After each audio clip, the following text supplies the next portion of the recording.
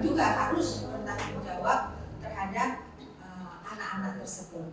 Saya sangat mengharapkan kerjasama dari ibu-ibu untuk mau dan bertanya apa-apa saja sih sebenarnya layanan yang bisa kita berikan, kemana kita harus mengadu apabila ada kejadian di kampung kita, kemudian apa sebaiknya yang kita lakukan pertama sekali apabila ada kejadian tersebut, bagaimana kita melindungi perempuan dan anak-anak apabila terjadi kekerasan di kampung kita.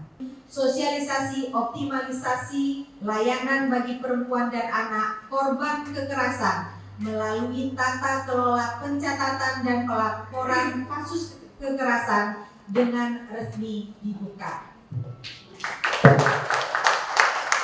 Assalamualaikum warahmatullahi wabarakatuh. Saya Yeki Yasmin, Ketua Tim Penggerak PKK Kota Banda Aceh. Dengan ini memberikan dukungan kepada Saudara Rizda Zuraida SE untuk melaksanakan implementasi aksi perubahan kinerja organisasi sebagai peserta pelatihan kepemimpinan Administrator Angkatan 3 tahun 2024 dengan judul Optimalisasi Layanan Perlindungan Perempuan dan Anak melalui Tata Kelola Pencatatan dan Pelaporan Kasus Kekerasan atau KELOPA pada Dinas Pemberdayaan Perempuan, Perlindungan Anak, Pengendalian Penduduk dan Keluarga Berencana Kota Banda Aceh.